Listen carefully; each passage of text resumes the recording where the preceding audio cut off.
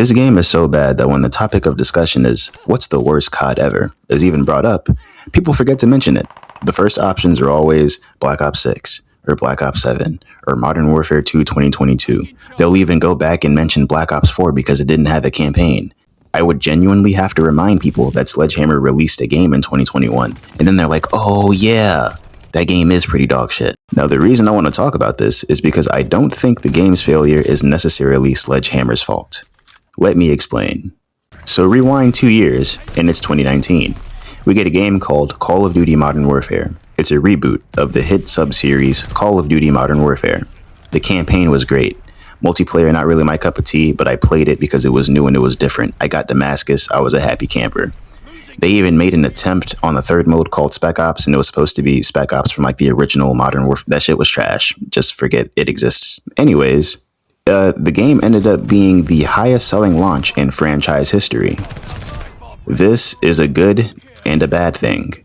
See, I am a firm believer of two things being true at once, and this is not one of those things. People call Modern Warfare 2019 the last great Call of Duty, but I'm not sure how something can be great while also causing the franchise to decline for the next 7 years.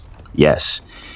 If anyone doesn't know, every problem you have with COD today is because of this game. The reason they've all looked the same is because of this game. The reason we're in space on top of a floating rock skull next to fucking Saturn killing zombies and robots, but in order to heal we have to put on armor plates, is because of this game. Now, you could say Vanguard failed because the fans were tired of World War II games and just wrap it up, but that's not true. We are COD fans. We will buy the same game every year, complain, and then continue to buy the next ones like we're fucking 2K sports games fans. Anyways, I played Vanguard on launch, even played the gunfight beta. I got to level 55 in that game and I was like, yeah, hell no, and I uninstalled it. I just wasn't a fan. That was genuinely the first Call of Duty game I wanted a refund for. Fast forward 5 years now, it's on Game Pass, so I thought to myself, you know what, maybe I was too harsh on that game. Let's give it a shot.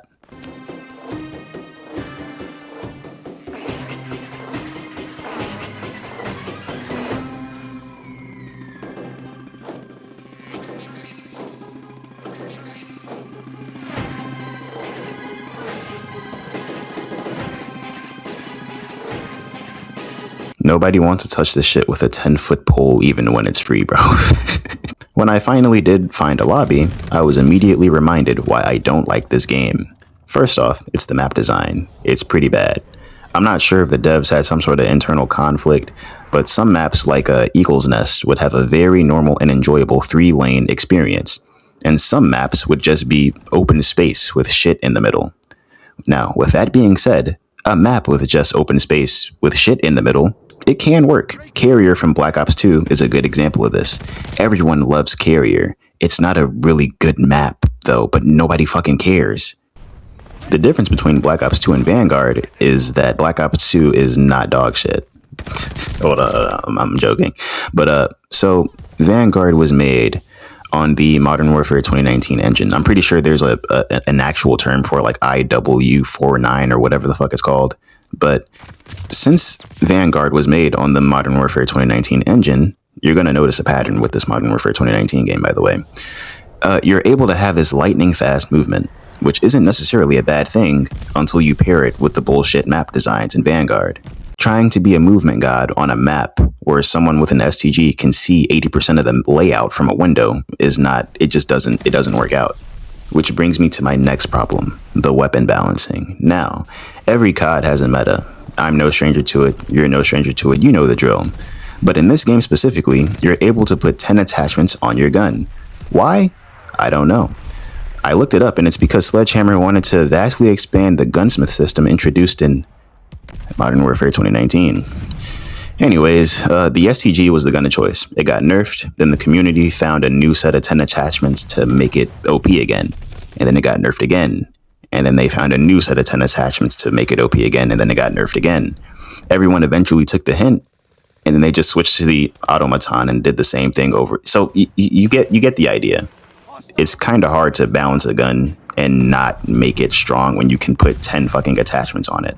And every gun had incendiary rounds. For some reason, they were like really good in this game. So even if for some reason, by some miracle, you won a gunfight against an SCG or automaton, you'd still die by the fucking fire, even after you killed them. Why the fuck is the EM1 from Advanced Warfare in here? Hold on, it kinda slaps though. This brings me to my next point. The game flopped so hard that the devs needed to lean into anime bundles and ridiculous pop culture crossovers, which unironically made the game more fun.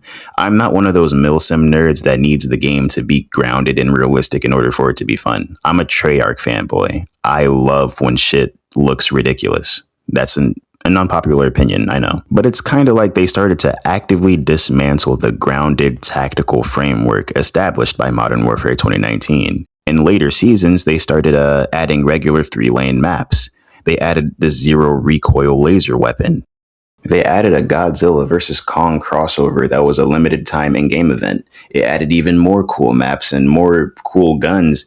An SMG was the meta, so you weren't getting killed by the same 2 to 3 guns the entire year.